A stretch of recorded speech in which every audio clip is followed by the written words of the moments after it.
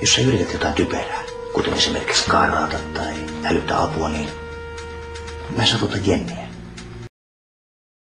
Ja sit mä satutan sua. Ymmärrätkö sä? No en. Todella surkea tapaus. Uskomatonta, että meillä on samat geenit. Tajutko sä, miten säälittävältä sä kuulostat? Chilestä. Epäilemättä. Homoja. Niin varmaan, joo. Minä ja Jenni muutetaan Karvikkokujalle sun kämppääsi. Niin varmaan, joo. Sillä aikaa, kun sun oma mies odottaa yksin sua täällä Ai niinkö?